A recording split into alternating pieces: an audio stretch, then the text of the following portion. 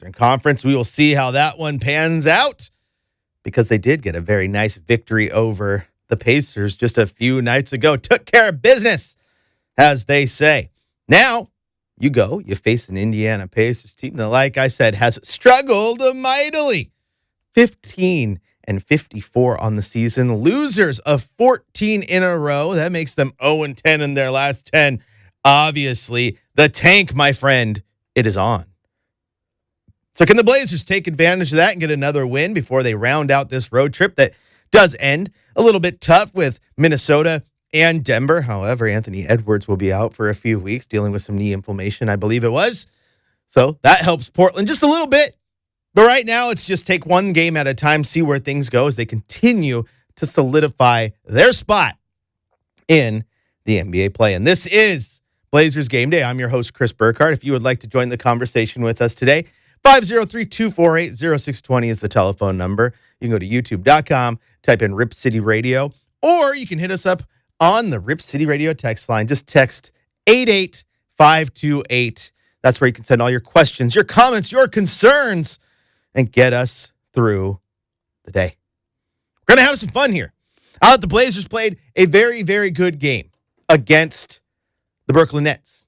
Took care of business. They came out right out of the gate, hot as all could be. There was threes. There was dunks. It was 8-zip. It was 10-zip. It was a run. Nets couldn't catch up. They got out big. Exactly what you wanted to do. You wanted to see the team come out firing, come out hot with plays like this. Blazers come back with it. Here's Grant. Steps through, stops and kicks. Holiday open corner three. Yes, sir. 8-0 run for the Trailblazers to open up the game. Like we said, that was 8-0 to start the game. And it wasn't just the three-pointers. They were getting it done at the rim. Two-hand pass to Klingon in the lane. Looks for a cutting Grant. Dunks it in. Great feed from Donovan Klingon. 4 of the 5 Blazers buckets have been assisted. It's 12-2. That's right. You heard it right there. 4 of the 5 Blazer buckets had been assisted. They were taking care of business. The offense looked great. However, there was a little stumble in this game. Not too much. You ever see a runner who stumbles and before they fall, they catch themselves and then they just keep running? That's what happened in this one. It wasn't a big stumble. They just didn't fall. Wasn't that Charlie Daniels band? This lady may have stumbled, but she ain't never fell. That is a Charlie Daniels band song. Shout out to those of you who are old enough to get that. I'm like the tweener. My dad listened to it. Blame me for that. But how did this game actually play out? Let's find out. It's time for the Rip City Rewind.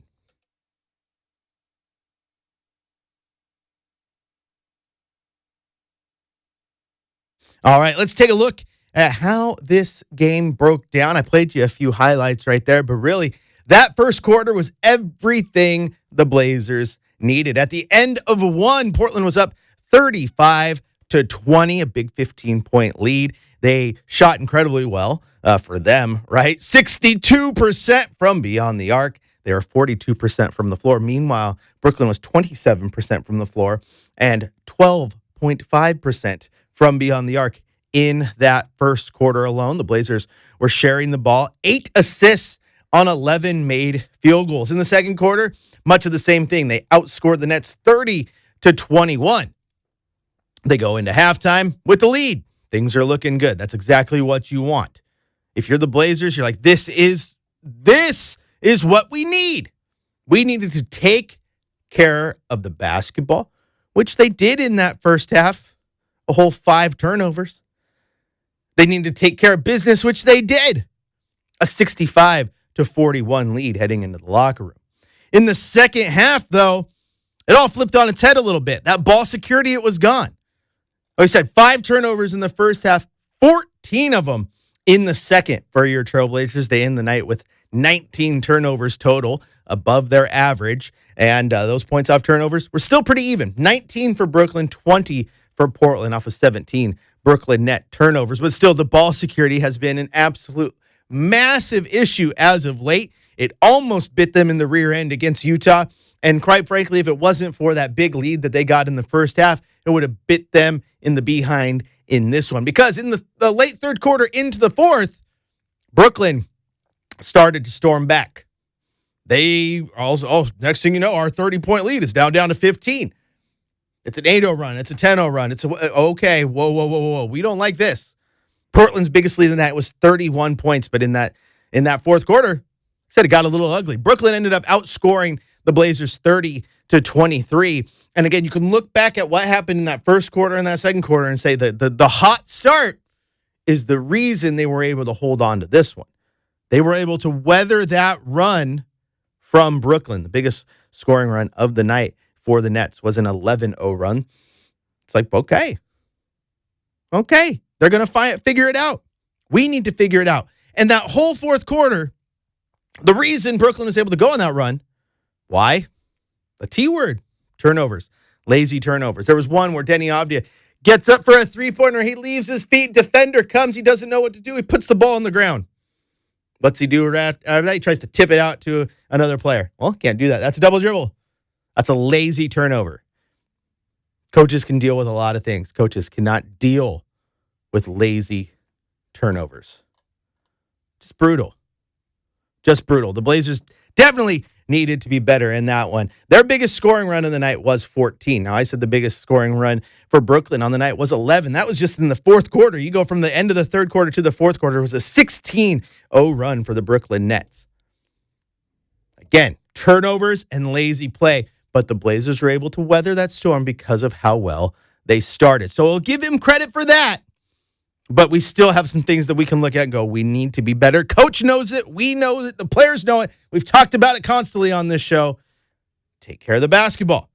We'll ask Chad about that in a little bit when he joins us for our keys to the game, because I know that was something he and I were both pointing to heading into that game, and it might very well be a key to the game tonight. Now, taking a look at the individual box score, as we like to do, starting with the Brooklyn Nets. Danny Wolf had 8 points. Zaire Williams had 7 points. Nick Claxton had 12. They were led by the bench. Chaney Johnson had 17 points, 15 points for Ben Seraph, and Tyson Etienne had 15. Looking at the Blazers side of things, Jeremy Grant had 12 points, 4 rebounds, and 3 assists. 18 points for Tumani Kamara, who was a very efficient 7 of 9 from the floor. 14 points, 11 boards for Donovan Clingan. Denny Avdia in 33 minutes of action, 18 points, struggled a little bit from the floor. He was 4 of 13 in this game. Drew Holiday had 11 points, 5 assists, and 9 rebounds. 14 points, 3 rebounds, and an assist from who? Chris Murray. That's right, a big game for Chris Murray. Very efficient, too. 6 of 7 from the field, 2 of 2 from beyond the arc. Scoot Henderson chipped in 16 points and 4 assists off the bench as well. A thing that you can really like in this one, too, Portland ended the night shooting 41 of 80 from the field, 51%, which is nice for Portland because they didn't have to go take 100 shots just to be competitive, but more so the fact that they had 41 made field goals and 30 assists. 30 assists on 41 made field goals. Very good number for your Portland Trailblazers. The bad number? That 19 turnovers. That thing's got to be figured out. They cannot continue to play sloppy basketball in any of these games because it will come back to haunt them. It will hurt them. It will slap them in the face. They have to figure that one out. They were lucky to get through that game against Utah. And quite frankly, the great start that they had against Brooklyn made them lucky to get through that one and weather that late storm. But the only reason Brooklyn was even able to go on that late run and make it a game was because of Portland's inability to hold on to the basketball. You got to figure that one out if you're the Blazers. And again, coach knows it.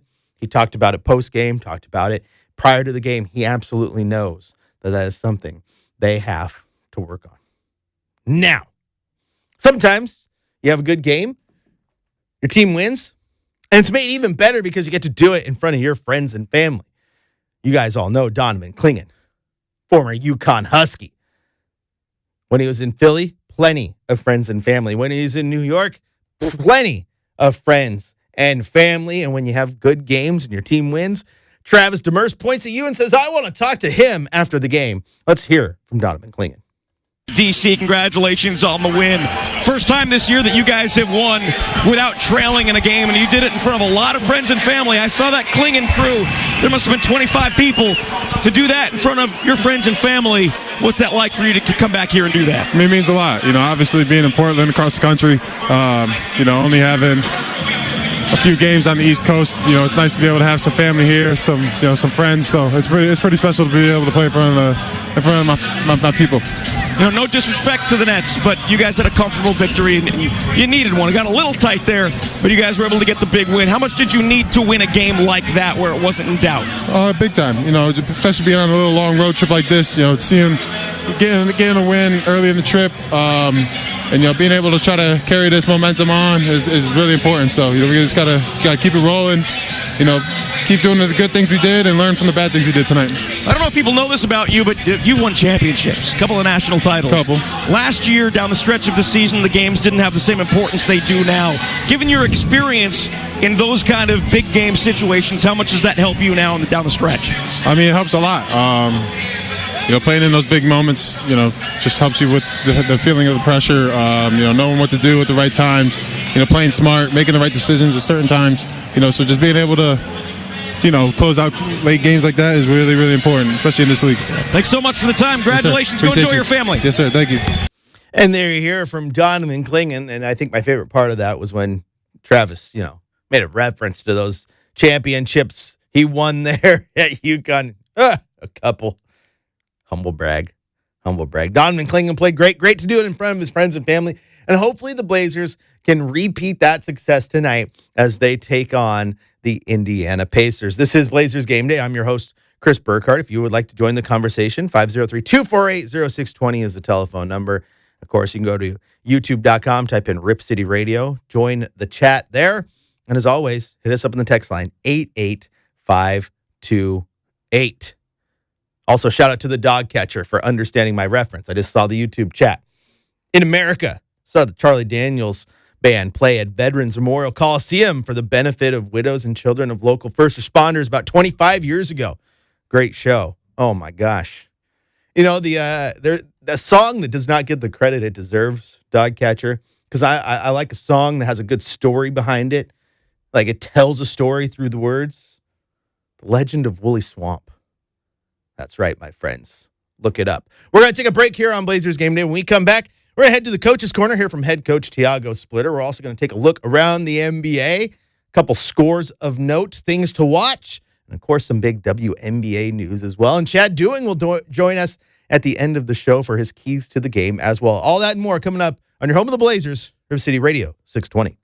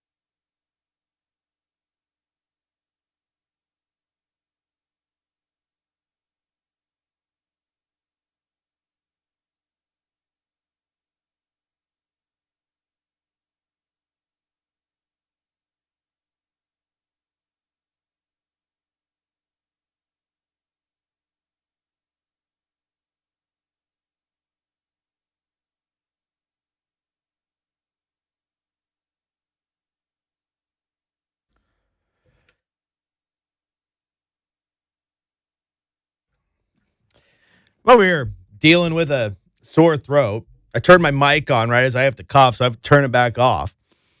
I took a break. We had the little commercial break. Like, I'm going to go get some water. Well, it was rough. And Tyler, by the way, first time here on the pregame show in the chat, shout out. Before we get to Blazer Talk, Tyler, I got to rant for a second. Because over here at the iHeart Studio, we're going through some changes. The studio's hitting puberty. It is changing. There is construction going on. You can't hear it, but it's nonstop hammers and drills and construction. We got little paths that we have to walk. I was like, I'm going to get some water. So I go down to where the normal water is. Nope, it's not. It's disconnected. There's nothing over there. So I try to walk to the other kitchen. Nope, it's a labyrinth. I feel like I'm in like a Legend of Zelda dungeon, and I got to solve the puzzle, and I can't solve the puzzle because I don't have enough time to solve the puzzle. I got to get back to the studio. So my sore throat did not get a refill on his water. We will try again next break. Welcome into Blazers Gameday. Chris Burkhardt here with you.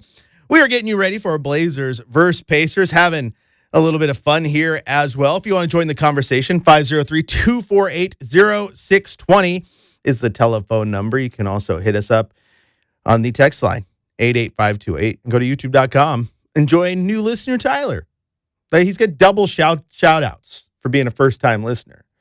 And the dog catcher, who's just always here having fun with us. Tell us your thoughts, your concerns, your comments about the Blazers. We'll talk about them as we continue to prep you for tonight's game. But before we fully focus on the Pacers, I do want to hear from head coach Tiago Splitter following that win against the Nets. It's time to head to the Coach's Corner.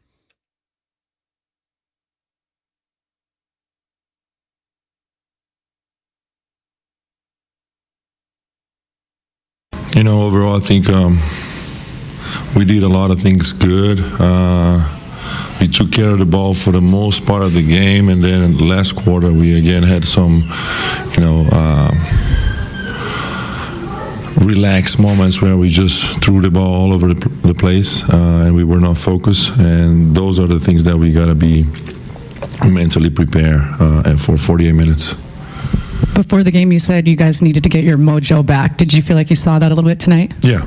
I think for some parts of the game, we felt like we were doing the things that we planned, working, making shots, rebounding, good defense, and it was a better energy out there. Starts have been an issue for this team. Obviously not the case tonight. You guys got off 10-0, and then I think you scored 35 points in the first quarter. What did you see out of the team, particularly early on in this game, that you felt like was working for you guys? I think we took it very seriously. We followed the game plan. We took care of the ball. We shoot open shots. Didn't force many shots. Ran the floor, took care of the ball in transition. DC was protecting the rim the way we wanted. Basically, we followed the game plan and we were effective. You had mentioned, you've talked about turnovers all season because it's been an issue. Tamani was one of the guys you mentioned. He only had one tonight. A very good game for Tamani, 18 points, 5 rebounds, a steal and a block. What did you see out of Tamani? And kind of same question about Chris. Chris, the guy too, I know it's been trying to get back in the rotation, particularly in the second quarter, really gave you something. Yeah, I think you got to feed your energy, those guys from defense. And your guy stops, and then everything is going to feel better offensively. I think Tamani did the right thing. He didn't force anything. He waited for the ball to get to him, and then he finished. Same with Chris. Chris was ready. Of course, Rob was out, as we know, and he was ready. He stepped up. He was very active on the boards, on the defense, playing as a 5, rolling to the basket, hitting 2 threes, I believe. So awesome job by Chris being ready. Have you used him as a 5 before? Yeah, this is, I think we did in Chicago. Just like that group, there's going to be a switch group, a smaller group that will switch everything. We try to have the right lineup there, so that's why we plan before the game to have a bigger team with Tamani, with Cedi, with Chris, where they're able to switch and secure the boards. As far as Scoot, pretty good homestand last week for him. Kind of a rough night last night. What do you think of how he played tonight? I think it was pretty good. Gave us some good moments. Maybe he could play there a little bit at the end, but I want to give some minutes for Blake. But he was solid. overall. A couple of little mistakes here and there, just like the other guys, but I think we are going to the right direction, the right mentality right now. And speaking of guys getting minutes at the end, Jason Kent getting to make his NBA debut, is that kind of a cool thing for you as a coach to see a G League guy, get to play in the NBA for the first time? Yeah, that's awesome. I mean, that's you see his work paying off there, and had an amazing season in the G League, defending kind of like a 3D type of player, shooting the ball well, and got the chance to play tonight, and hopefully we can see him more now throughout the rest of the season. Coach, Toumani had some problems with his shots lately. Today it was quite fine. How do you help him with his confidence in his shoots? Yeah, no, just when I talk to him, just be himself, shoot the ball, don't force anything. He don't need to force. He's a guy that can shoot with his feet set, and drive the ball when you have to drive it, and just try to make the game simple and let the game come to him. I think he did that tonight.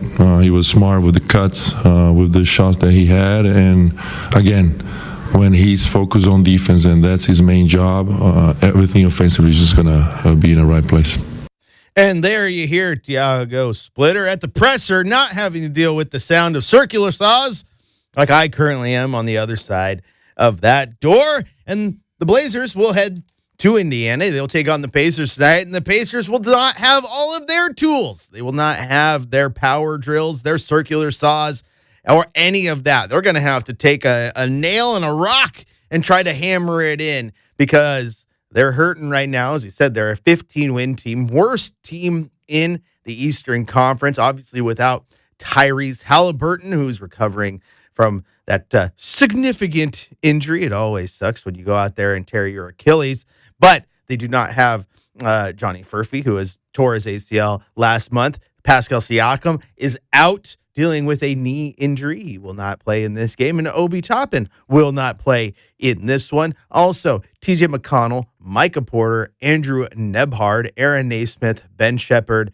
Quentin Jackson, and Ivica Zubac are questionable. Haven't seen any updates on that. Of course, Zubac, I believe, Coach Carlisle had mentioned that that'll be something a little bit closer to a game time decision, but the Blazers can hopefully take advantage of that. They get to take on an Indiana Pacers team today that, as I've mentioned, comes into this game 15-54. Worst team in the Eastern Conference. Also the worst record in the NBA. They have lost 14 games in a row. 14 in a row. They are 10-24 at home, 5-30 on the road. You take a look at those 14 games that they have lost. It started by losing 2 in a row to the Washington Wizards, a Washington Wizards team that currently has 16 victories. Take away the 2 against the Pacers, and you flip in the standings. Then they lost to Dallas, who is a team that's on the outside looking in. They lost to the 76ers, who have been up and down. They lost to Charlotte. They lost to Grizzlies.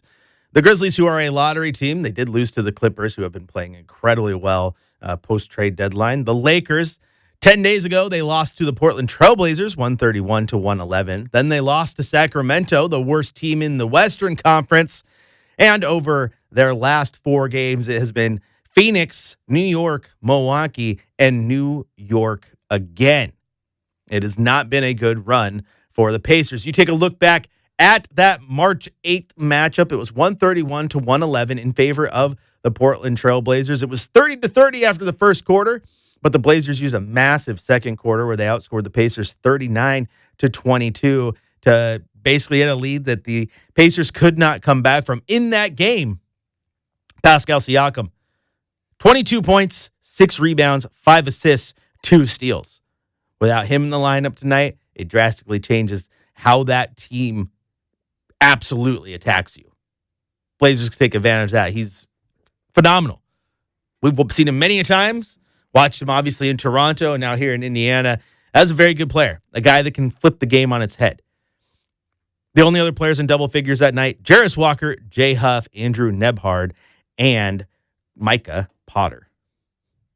Blazers without Siakam to have to deal with does make this a little bit easier, but you still have to come to the table. You still have to be ready to play. This is the NBA. You cannot walk into a gym because you will get ran out of it. You need to be ready to go. Hopefully, the Blazers will be ready to go. This is Blazers Game Day. I'm your host, Chris Burkhardt. We're going to take a quick break. When we return, we're going to take a look at the NBA scoreboard, see if there's any games of note that you need to be watching as it pertains to your Portland Trail Blazers and the standings. Also, talk about some WNBA news as well. All that and more coming up on your home of the Blazers, Rip City Radio, 620.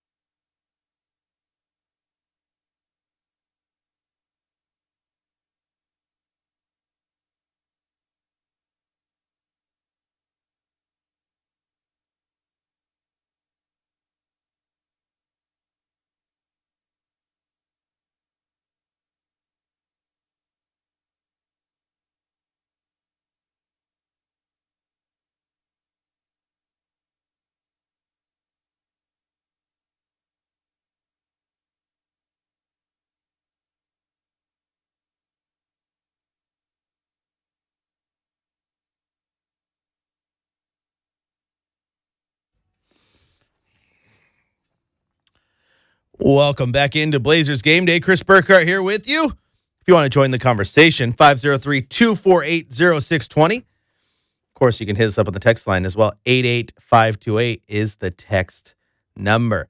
Now, what's going on around the NBA? We should probably take a look because we've got to that point. We've talked about it a few times where things matter to the Blazers now. How much so? Let's take a look around the NBA scoreboard.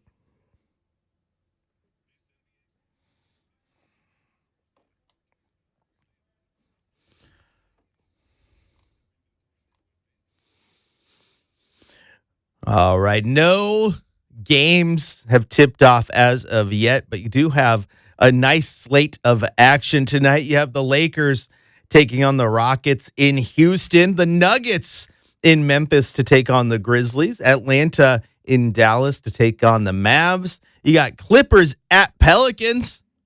Can the Pelicans do the Blazers a favor, knock the Clippers off? We shall see.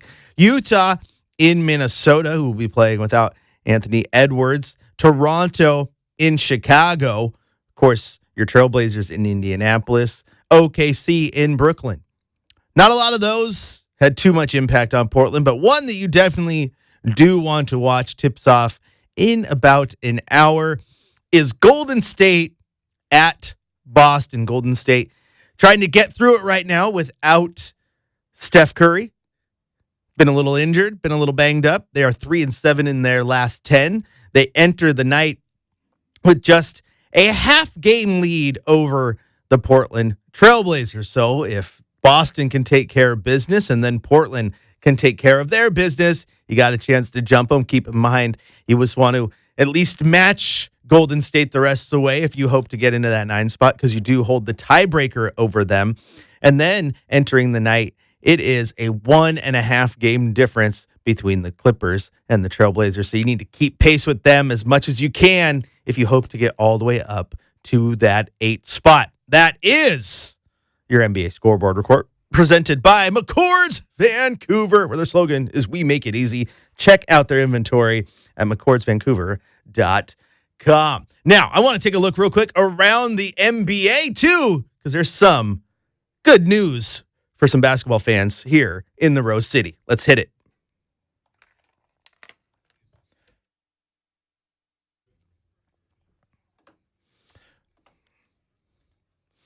All right, we're going around the WNBA today because Shams Charania breaking the news today that there's been a landmark WNBA collective bargaining agreement per ESPN sources, a new salary cap starting at $7 million per team, up from $1.5 million, average revenue share of nearly 20% across the deal, Supermax starting at $1.4 million, and the average salary range of $600,000 with a minimum salary of $300,000. Basically, they got some money. They're getting paid a little bit better. That is good.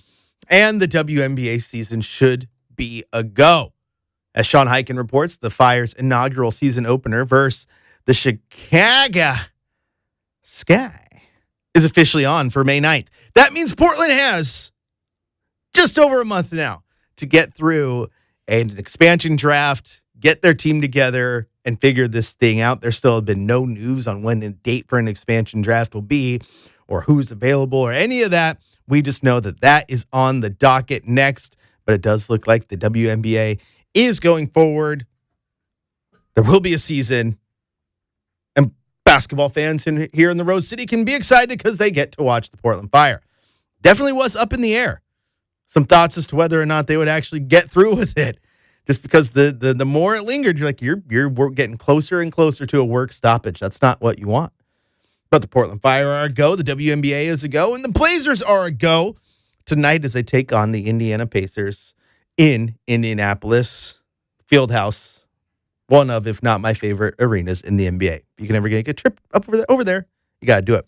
We're going to take a break here now on Blazers Game Day. When we come back, we'll be joined by the boss man, Chad Dewing, for our keys to the game. What do the Blazers need to do to beat the Pacers? We will let you know when we return here on your home of the Blazers, Rip City Radio, 620.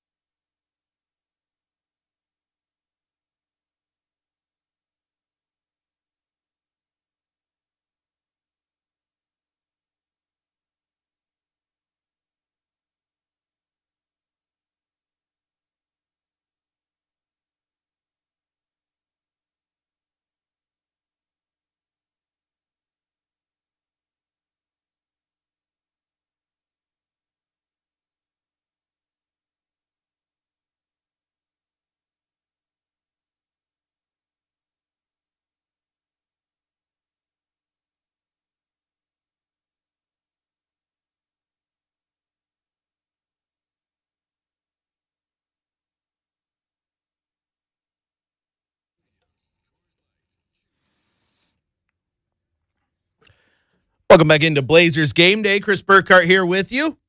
Follow me on social at Chris J. Burkhardt. Also follow the radio station at Rip City Radio 620, where you can go see the awesome final 30-second play call of the miraculous come-from-behind victory of the Tualatin Timberwolves. Preston Highfield on the call on Rip City Radio the other day. We got a highlight of that up on social. Go check it out. Now, how can the Blazers beat the worst team in the Eastern Conference? It's time to let you know. It's time for our keys to victory.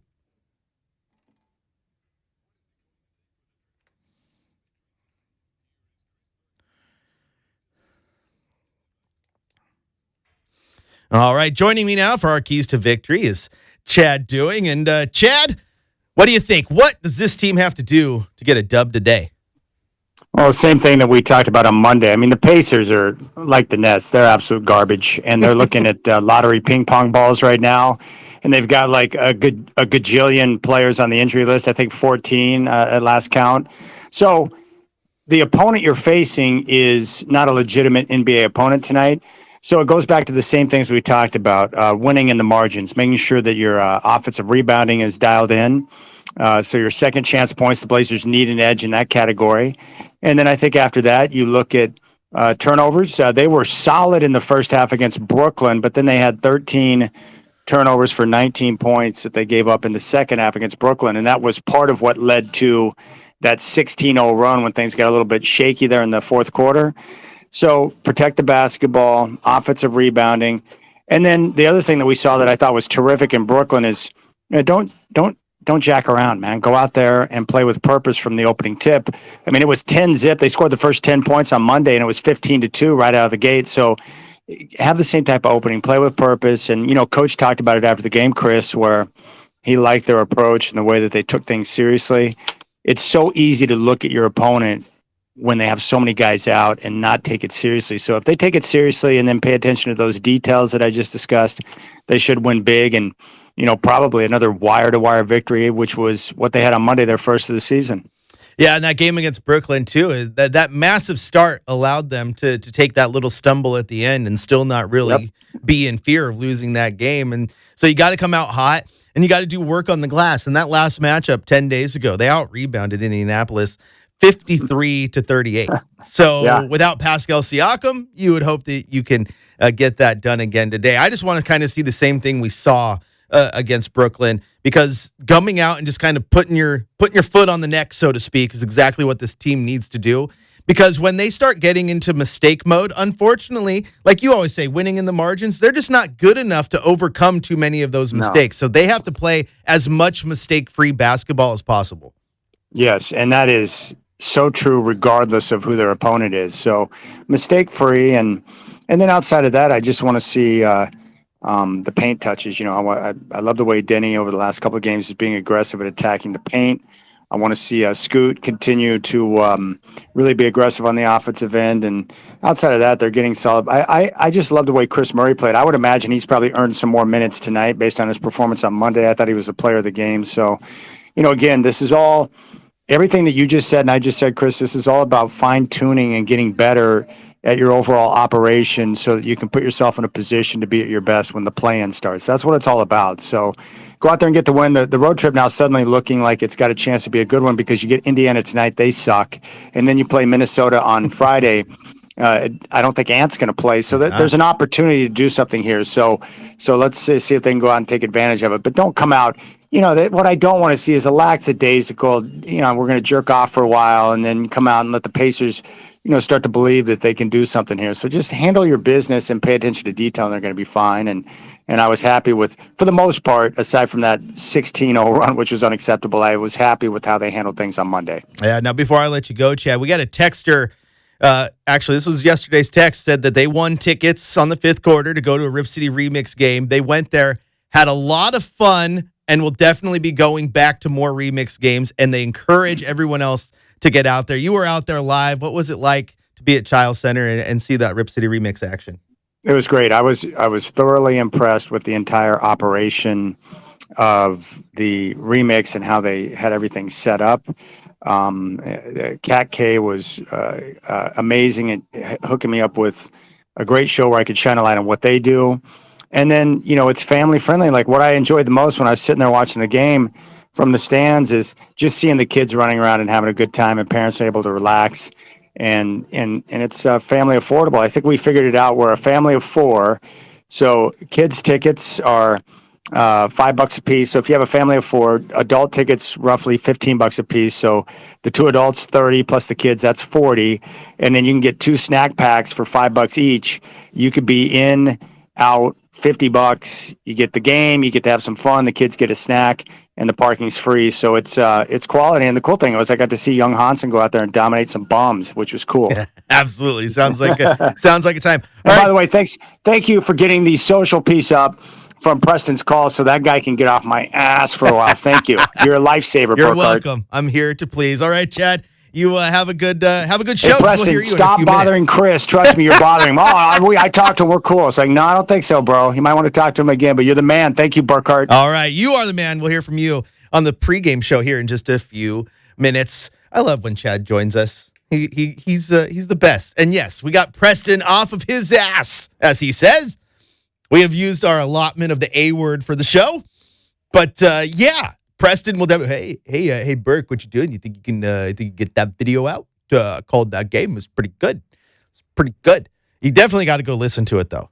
It was pretty cool. That game to Tualatin Central Catholic. Central Catholic has a 5-point lead. Tualatin scores a 3-pointer with 5 seconds left. Gets fouled. Misses the 3-point shot. Taps it back out. A clock malfunction allows them to take the ball on the sideline. They run a sideline play. Quick turn, shoot, 3-pointer. 1.2 seconds left. They have a 1-point lead, and they hold on and win. It was miraculous as all can be. And Preston was on the call. Go listen to it. All right, music means it's time to go, but you keep it locked in because the man you just heard, Chad Doing, has the Trailblazers pregame show coming up next across the Trailblazers audio network. And then he will pass the mic off to the radio voice of the Trailblazers, Travis Demers, for Blazers versus Pacers, live right here on Rip City Radio 620. And of course, when it's all said and done, keep it locked in for the 5th quarter, where hopefully we're breaking down a Trailblazers victory. Blazers, Pacers tonight. I'll talk to you after the game.